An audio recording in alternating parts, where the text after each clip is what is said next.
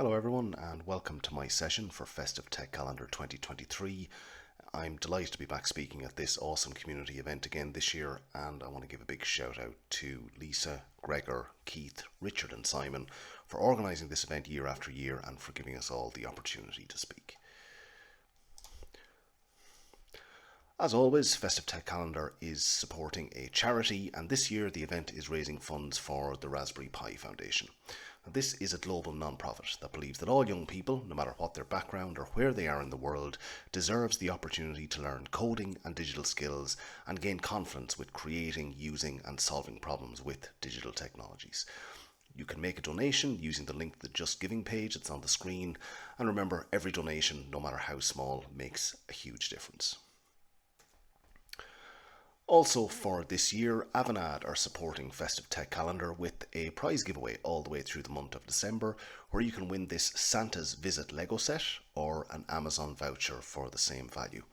And all you need to do is post on LinkedIn or Twitter and share your passion for technology.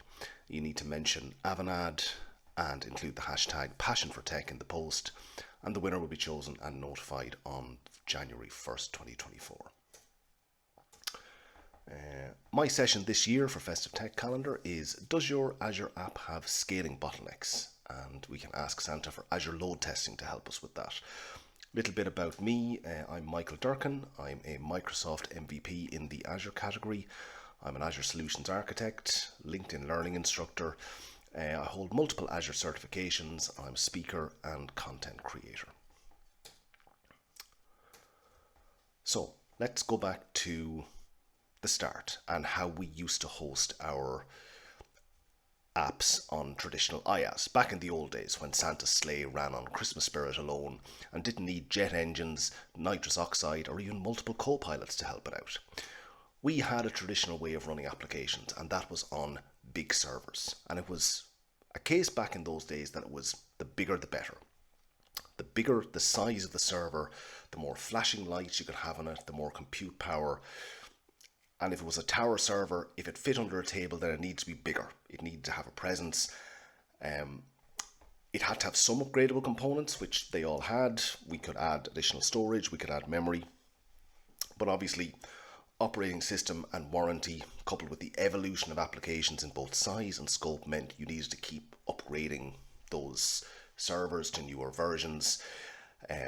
That wasn't really sustainable. The other side of that was that disaster recovery and moving your application from server to server really was a nightmare, because you were having to try and move the whole thing, get it set up again, get it tested again, verify that it worked. Sometimes it didn't work, most of the time it didn't work. So at that point we decided no more big bulky servers, because then all of a sudden virtualization came into play. Virtualization made things an awful lot easier, because we suddenly had these VMs that were running that we could either replicate between clusters, or we could back up the full VM and we could restore that to a point in time. Still had the application sitting on OS and VM, but eventually now, with the evolution of the cloud, we've decided that we're not going to host on hypervisors anymore, and what we're going to do is we'll put everything into the cloud and put everything into platform as a service. So there's no underlying operating system. Everything is there for us. We can use things like API management to manage and secure our APIs at scale. We can use app service plans that can run our web apps, function apps, REST APIs and mobile backends. We can even go as far as going for app service environments, which are isolated environments dedicated to you for high scale and performance. We can use logic apps that'll do workflow automation without the code. We can use databases, serverless databases in the cloud for Cosmos or SQL. We can use key vaults to do secure storage of our certificates or secrets, or we can do service bus for enterprise messaging. And that's just a flavor of some of the applications that are there and are available to us. So let's take a look at what a sample PAAS application would look like in the cloud. So let's say we're going to have a messaging application, and it's going to follow the traditional hub and spoke model, where all messages would come in through the hub, probably through an application gateway with a web application firewall. That would then be passed through to API management, which would then pass it on through to an app service environment, where we'd either have a web portal app for our user interactions, and then a function app that would do all of our processing. That would then use Cosmos or Service Bus to do a bit of back-end processing for us, and eventually the function would spit that message back out via an Azure firewall to an external web endpoint or wherever the destination of the message was going to go. So that's just a flavor of that sample application. Problem we're going to have though with that is we need to have our scaling set up correctly, and we need to pick our SKUs and set up our instances correctly. If we don't do that, we're going to have problems with scaling, because within our sample application that I showed you on the previous page, scaling isn't linear across all the services, which means they don't all scale at the same time and in the same way. So for example, most scaling and most auto-scaling rules that you'll have for some of your PAAS applications will be based on CPU load, memory load, a certain amount of messages, for example, going through the system. And as we can see here from this table, there's different times. So if we want to go for multiple API management instances, that's going to take us 20 to 30 minutes to get those up and running. If we want to either scale up or scale out app service plans for multiple instances, especially in an isolated environment, that can take 10 to 15 minutes for all of the function apps to scale out across those instances and be fully ready, healthy and available. Cosmos, that's not a misprint. It does take 4 to 6 hours. And that's dependent on if you have Cosmos in a provisioned throughput deployment, the maximum amount of request units that you deploy. So if you deploy up to a max of 10,000 request units and your application hits that 10,000 request units, Cosmos is not going to scale above that, and you need to manually go into your Cosmos database. You need to specify the higher number of request units you need, and that can take up to 4 to 6 hours to actually get that in place for you. So in a live application scenario, if your customers are sending in messages, they're not going to wait 4 to 6 hours. They're not going to want to, because their messages are just going to keep failing. That's effectively downtime. You can see some of the other ones we've got there. Redis cache, take 20 minutes. Kubernetes, big one. If we're using Pod Autoscaler, it'll take 5 minutes to scale out, or we can use Azure Container Instance Rapid Burst Scaling. Application Gateway, the other one that was on our diagram there, our ingress point, runs on capacity units. So, and if you want to scale out your capacity units, that can take 5 to 10 minutes to run as well. So the key design questions you really have when you're deploying any enterprise and designing any enterprise application. First of all, what scaling metrics would you use?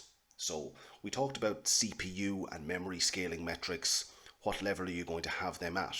Or if you have them too low, for example, if you've got CPU at 40, 50%, your application might constantly be flapping. If you have them too high, say at 85, 90%, your application mightn't be able to react in time until you get to, if you get to 100%, you may not get your scale out to happen in enough time for the application to continue to function and CPU time to come down.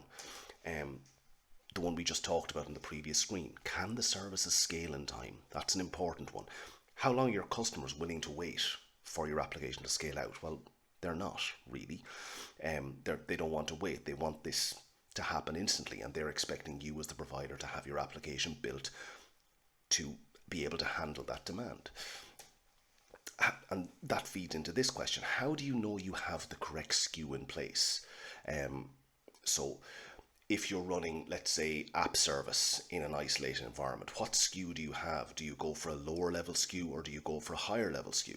Which then leads us into the next question: have you over provisioned? Have you put too much compute, too high a SKU in place, so that you're basically spending too much money in the expectation that you're going to have massive demand on your application? Big questions here. And what if there was a service that we could use to simulate that load? Well, good news, folks. We've got Azure Load Testing. And that's what Santa's going to bring to you this Christmas, to help you size your application environment correctly, to make sure there's no cost issues, that you're not over provisioned, and that you've got the right SKUs and the right metrics in place. What Azure Load Testing can do for you, you can simulate high scale traffic to your application. You can do that using basic, which are URL-based tests, or advanced tests, which are based on Apache JMeter. It'll give you back detailed resource metrics per resource when you're running that test, and we'll see that later in the demo. That's a really important thing. What's that going to do? It's going to help you identify the bottlenecks in your application, and that's going back to your SKU sizing. And the other thing you can do, which is really cool, is you can integrate it with CI/CD in an Azure DevOps pipeline or with a GitHub Actions workflow. Let's take a quick look at the key concepts of Azure Load Testing. So Azure Load Testing works off the premise of virtual users or threads. And a virtual user, or a thread as it's known in JMeter, runs your test against your URL or application. And each user runs independently of other users, and you can specify multiple users to simulate concurrent connections or higher load to your server application. You've got something called a ramp-up time, which is the amount of time to get to the full number of virtual users or threads for your test. So if you've got 20 virtual users that you want to test your application against your application and the ramp-up time is 120 seconds, then it takes 120 seconds to get to that full 20 virtual users. So it'll bring on a new user every 6 seconds, if that makes sense. We've got response time, which is the response time of an individual request. And that's the total time from just before sending the request to just after the last response is received in the test. We'll have latency, which is the latency of each individual request. And that's the total time from just before sending the request to just after the first response is received. Typical networking language there. And request per second is the total number of requests to the server application that you want to generate and that you want your load test to generate. Let's move on to our test components. And what we've got first of all is our test configuration. And you can define the test plan by using either a URL endpoint, which is just basically a web endpoint, or you can use a JMeter script, which contains more detailed information. We've got the test run, and the test run represents one execution of a load test. And when you run the test run contains a copy of the configuration settings. We've got test engines, and the test engine is compute infrastructure managed by Microsoft that runs either your URL-based test or your Apache JMeter script. And that's basically where your users come into play. So your users get packed onto test engines in order to simulate that load against your application. App components are basically, that's the visualization of the metrics that come out when you run the test. So when you run a load test for an application, you monitor the resource metrics for the different Azure app components, and they're the server-side metrics. And here we've got the metrics, which can be client or server side. So the client side metrics are what are reported by the test engines, which are the number of virtual users it got to, the response times, and the number of failed requests. Whereas the server-side metrics are those app component metrics I talked about. And Azure Load Testing integrates with Azure Monitor, App Insights, and Container Insight to capture detailed metrics from each of your services. So for example, metrics can be number of database reads, or the type of HTTP responses, or indeed the number of failures. So you can have 500, 400 responses. They'll all be detailed within Azure Load Testing. Okay, enough slides. Let's jump in. Let's have a quick demo of Azure Load Testing and let's see how this service works. So first thing we need to know is, how do we create an Azure Load Testing instance? Quite simple, really. All we're going to do is we're going to go up to our into our marketplace. We're going to do a search for Azure Load. That's going to bring us into Azure Load Testing. And all you literally do is you do a search for that and you do a create. It's going to ask you for a resource group where you want to put this. It's going to ask you the instance name and also the region where you want the Azure Load Test instance to be created in. Now, the region where you put it in doesn't really matter in terms of what you're testing against. So for example, if we were to create an Azure Load Test instance in East US, we could test against resources in North Europe or Southeast Asia if we really wanted to. Doesn't really matter What does matter here is the results from your Azure load test are stored encrypted at rest in the region where the Azure load test instance lives. So that's just something you need to consider here. The only other thing we're going to see here is the encryption type. And again, this is where I mentioned where the load testing data is stored automatically at rest. You can use Microsoft managed keys or your own custom managed keys for storing your data. So I've already got an Azure load test, or 2 Azure load test instances there, as you can see, created. Let's just go in and have a quick look at them. So as we can see here, we go into tests, and as you can see, I've got a test already created.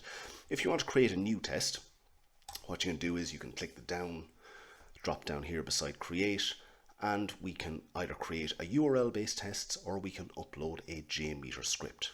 Now, for the purposes of this, I've got myself a simple web app here, and all the web app is doing is it's just going to measure the amount of visits that it's gotten over the duration of its lifetime. I'm going to copy the URL for this because we're going to create a URL based test. So let's go in here. When this eventually loads, we've got to give it a test name, so we're just going to call it URL test 2.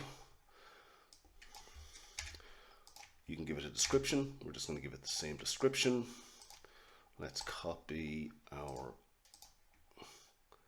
URL here again.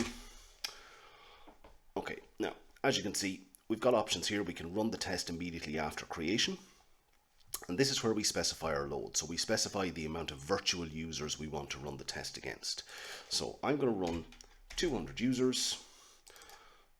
Because we're demoing here, I'm going to run it for a duration of 2 minutes, and our ramp up time, as we said there, is going to be 30 seconds. So what this means is my 200 users are all going to be created within 30 seconds of starting the test, and that's what the ramp up is going to be. Okay, now as you can see here, we've got an option to specify a load of virtual users or requests per second. So we can specify the amount of requests per second we want to put through the system. This is useful if you've got a target number of requests that you expect to get through your system per second, and this will help you scale a lot better. But for now, we're just going to run this based on our original numbers here. We've got 200 users for 2 minutes, half a minute. All of these options here I will show you at a later stage. But for now, our validation's passed and we're going to hit create. That's going to create the test, and that is automatically going to kick us in and start the test. So, a couple of things to see here. First of all, we're going to go provisioning, okay? What that's doing in the background is that's provisioning our test engines, making sure that all of our compute infrastructure are in place, and making sure that it's available to take those 200 users or 200 threads, if we were using JMeter, to actually ramp up and get this test started. So let's give that a minute. In the meantime, as we can see here up at the top, we talked about the test run. You can have multiple test runs within a single test. Okay, so what you can do is you can rerun the same tests if you want. You also have our app components here, and this is for our server-side metrics. This is where we specify what server-side metrics we want to see. So let's just click in here, because what that's going to do for us is we're going to go in, we're going to find our resource group where our test resources live. Sorry, not our test resources, the resources we're testing against. So here's my web app. It's running on an app service, running within an app service plan. We've got app insights and we've got Cosmos DB for Mongo set up there. So we're just going to apply those app components in full. Let's have a look at all of those. Let's see what metrics we get back for them. So we're still in provisioning mode here. So this is just going to take a couple more seconds, hopefully. This is obviously the famous last words where, you know, anyone who is doing a demonstration is just waiting. I'm here with my fingers crossed. I'm praying this is going to run because it ran for me earlier. Hopefully it will. So let's just go back here. Let's make a note of our number here. So we've got somewhere just south of 25,000 total visits to my single static Node.js website here, running in my app service. So just keep a note of that.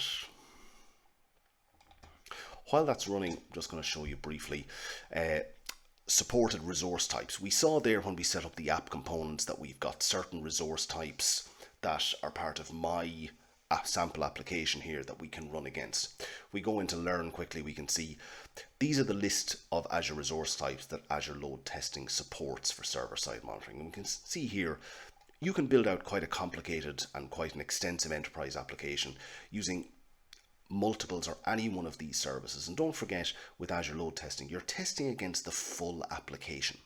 You're not just testing against a single service, single SKU. You're testing against the entire end-to-end application if you're using something like, as I'm using a web app that's hosted on App Service Plan. So as we can see here, you can test against Kubernetes, you can test against SQL, you can test against event hubs, Key Vault, Service Bus, static web apps. You can even test against virtual machines and virtual machine scale sets. So, and this list is constantly growing. Azure Load Testing has been generally available now for about the last year and a half, and this list of services has consistently grown since then. So it's just interesting to see that all of these services are available. So let's go back to our demo, and as we can see, we've started, we're executing. Okay, so and as we can see, it's taken us that 30 seconds. We're now up at our max of 200 users, and we're seeing our response time for our application. So what we're seeing up here at the top, as we can see, these are our client-side metrics. And again, this is showing the average requests per second, the number of errors we're getting. We're getting a lot of errors here, and we're going to see why that is in a minute. Now we go down to the server-side metrics. As we can see, we've got our app insight stuff here. Here we've got our server errors, and our server errors seem to be quite high. We've got quite a few of them. We can see the number of requests that we're trying to put through the system. We can see the response time coming from the app. And that's what we're getting in these app components. We're getting all these lovely metrics that are able to show us exactly what's happening, exactly how our app is reacting to this load that's been put on it. That's the beauty of Azure Load Testing, that you've got all of this available to you in a single pane of glass. So we go down here, and this is one of my favorite ones to look at, especially when we're dealing with Cosmos. We can see that our RU consumption is up at 100% already. Okay, we can also see just above that, we've got a provision throughput of 400 RUs in our Cosmos DB, and we can also see just above that the total requests per second that are going through the app and going through our app service. So jump up here, do a quick refresh again. We're still executing, it's still trying, but as you can see now, our users are starting to fall off, so the test is probably ending at this stage, because we're talking, it was a 2-minute test. Let's try and do a refresh again. We're still running. As you can see, the request duration quite low. It's just constantly hitting that website, so it's not going to be a complicated end-to-end like a huge enterprise app like I showed you on the screen earlier. But you can see our errors are still quite high. We've got over 2,000 errors, and that's really fallen off. But our count of requests then, so you see our count of requests got up to a max here, and then as we kicked into our errors, and you can see these lines across the screen, and that's quite a cool way to map out how your test is performing with all of the different metrics over time. Okay, you see the response time went quite high once we started getting up into those higher errors, and that's probably around the same time when our RUs started hitting. So you can see the RUs dropped off. Let's go back up and let's refresh this again, and we can see the test is done, and the test is done, and it's showing that it was successful. Now, the reason it was successful, I'm going to show you that in a second. Okay, so we can see the results of the test here. We have a done status here. Okay, now once it's done, it's going to show you all of these metrics. You've got your results, you've got your engine health. Okay, it takes a couple of minutes for the test results to come through to show you how many requests went through the system. Okay, we're still going to wait on that. We'll come back in and look at that in a second. But what you can do now, okay, and we've just run a simple URL based test. Okay, you can come up here, you can download logs, you can download test results for future analysis, but you can also download the input file, because even when you create a URL-based test, it will create input files for you, and it'll create them in the form of a zip. Let's open our zip file. Pull it across the screen now in a second.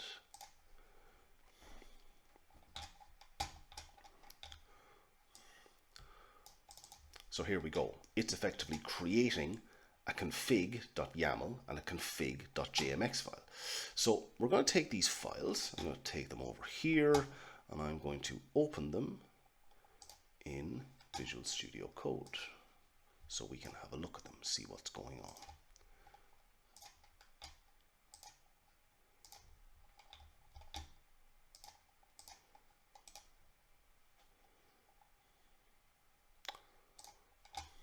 So let's have a look and see.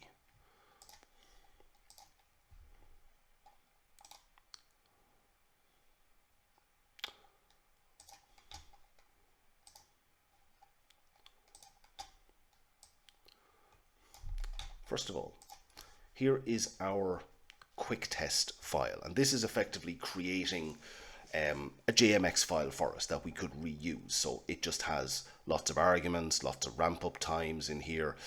Then we've got our YAML file, and our YAML file is effectively more readable for us, and that's showing us the sort of things that we can see here. So here's our threads per engine, or our users. So there's 200. There's our ramp up time of 30 seconds. There's the duration of our test, 120 seconds. That's the value of the domain that we were hitting, okay, which is my festive tech, and we were going to use HTTPS to do that.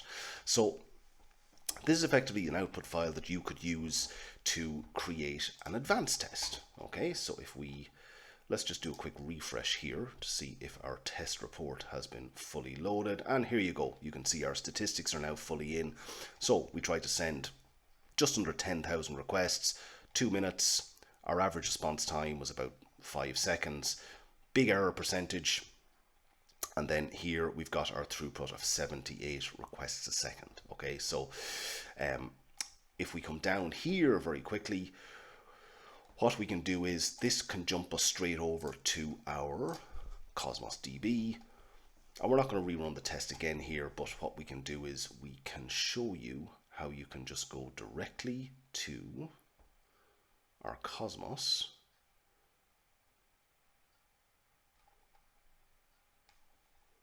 Here we go, it'll get there eventually. Okay, and here it is. Here's our Festive Tech 2023 Web App DB. If we come all the way down here to our scale on our Cosmos DB for Mongo account, we can come in here to our sample database. We can go to scale and settings, and here we go. And as we saw back here on our test, our provision throughput max is 400. And you could probably imagine that because we hit 400 here, we hit our provision throughput of 400 here. If we were to increase that, and as you can see, as I said earlier, we can increase that to 10,000 or a max of 10,000 instantly, or if we want to go above that, it'll take 4 to 6 hours to provision all of those extra RUs for us. So if we were to rerun our test, we'd see a different result once we increase the size of these RUs. Now, let's come back out here for a second. Let's do a quick refresh. Okay, here's our URL test 2. Okay, what we can do with this URL test if we want is we can set up for CI/CD. So we can do it this way by clicking on the button here, and we can select an Azure DevOps organization. We can run through here, we can set up a service connection, go for a project, put in a repository, create a main, send it to the main branch. We'll create a load test repository folder, overwrite our files, and if we create our pipeline in here, that's going to automatically create an Azure DevOps pipeline. The other thing we can do with those 2 files that we had, our 2 artifact files, is we can just take them from here and we can upload them and we can put them into GitHub Actions. And we can bring them up into our GitHub repository, and put them into a GitHub workflow, as I've done here. So let's have a quick look at our load test.yaml file. And here it is. And if anyone wants to go to my GitHub repository, this is a public repository for Festive Tech. You can copy this out, have a look. In order to get GitHub Actions working, you need to create a service principal in Azure, and then you need to input repository secrets into the settings of your GitHub repo so that your GitHub Actions workflow is going to run. So I've run a demo on this earlier, and what we'll see here in URL test 1 is, as you can see, I started off, I created the initial test, which was a quick test, and then I converted that into a test using GitHub Actions. Again, same thing here. We put in a huge amount of load on the system. We saw same thing with provision throughput, and same thing, huge amount of errors coming through the system. Just going back for 1 second into our sample web app, we said that we put approximately 10,000 requests through. We saw about 40% of errors, so we should be seeing somewhere in the region of 30,000 visits now. If we click refresh, let's see, okay, a lot less than we thought, just 27,500, so 40% error rate. Okay, so, and you can see here, it didn't get all of those requests through, so that's where we'll look at this. But again, with GitHub Actions, it's going to do exactly the same thing for you. I've done a workflow run on this earlier, so if I take a quick look at that, what it's going to do for you is it'll run the test, and it is going to output something like this on the screen for you. It's still referring you to go to your Azure Load Testing resource to say that you want to check out your test run from here, but it's going to give you back your metrics here, your total requests, your total errors, and your total error rate that you had on your test. So, and that's going to do this automatically. If you're fully using GitHub or even Azure DevOps, it's going to automatically run the load test for you every time you want to run the test on the app to ensure that it can still function and can still handle the sort of load that you're expecting to get through it.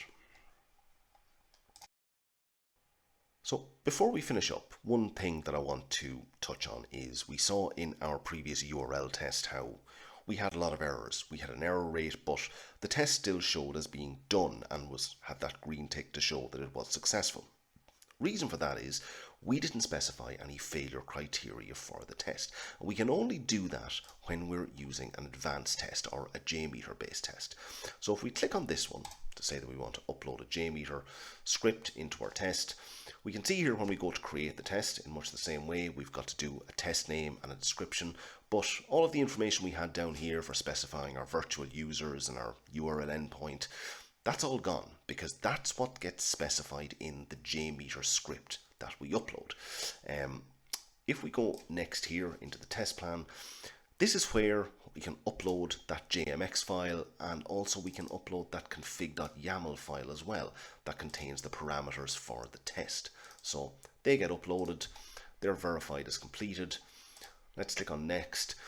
We can now go in here and we can specify parameters. So we can specify environment variables, or we can specify secrets or certificates that are contained in a key vault, and we can reference those directly here in the event that you want to use a secret or a certificate to authenticate to your web app in order to perform the test. And again, the key vault reference identity here can be system assigned or user assigned. One thing with key vault, just a gotcha or a limitation that is here, if you have your key vault behind a private endpoint, Azure Load Testing is not going to be able to see it. So you're going to need to have your key vault publicly available in order for the load test resource to reference any key vault secrets or certificates that it needs in order to perform the test. Let's go into load. This is where we can specify the amount of engine instances that we use in order to run the test. So you've got a limit on the amount of test engines you can run. You normally start off with one. You may need to upload that, and that's based on the amount of users or the amount of requests per second that you may need to put through. Okay. The one thing about Azure Load Testing, which I should have mentioned from the start, which is pretty obvious, Azure Load Testing can get expensive. The more engine instances you use, the more users, the more threads you put through, because you're using Azure Compute resources to run this. Let's go next here again, and this is where we can specify our test criteria or our failure criteria. So let's take an example here, and we talked about the errors that we had, and we can select a percentage of errors greater than 10%. What that will say to us is, if we go above 10% of the errors, that's a failure criteria. That can show as a failure. What you can also do down here is, if you hit a failure criteria for the error percentage, you can stop the test. You can enable it here that if it goes above a 10% failure rate, it stops the test. Why would you do that? We've been running 2-minute tests here. Let's say, for example, you wanted to run a test for half an hour to do a continuous load against an application for a specified period of time. Instead of using up all the compute and spending money on it, after 5 minutes, you may find that your test isn't running and you're above this error criteria of 10%. At that point, the test will just automatically stop. It'll shut down all of the engine instances, and it'll tell you that the test has failed and it'll spit you out all those metrics that we saw before. There's other metrics you can pick from. You can pick requests per second, you can pick the response time, the number of requests, you can have that above or below a certain level, and also latency as well. So quite useful, as you can see in here. And then the last tab is our monitoring, and this is the monitoring for our app components. So we can set all that up in here to just add or modify the various app components that we want to see the metrics come back from as part of the test. Finally, just very briefly, let's have a quick look at JMeter. And if we look at JMeter, JMeter is initially just going to give us a test plan. Okay, this is the default that it starts off with. You start off with your test plan, you can give it a name, and within JMeter, you can click on add, you can click on the number of threads, so you can set up a thread group, and this is where you can see, set up the number of threads, set up your ramp up period, set up your loop count, and you can specify the thread lifetime. So this is the duration of the test, and this is your startup delay, and the startup delay is the same as that ramp up time. It's going to give you a certain amount of time in order to create the number of users that you're putting into the system.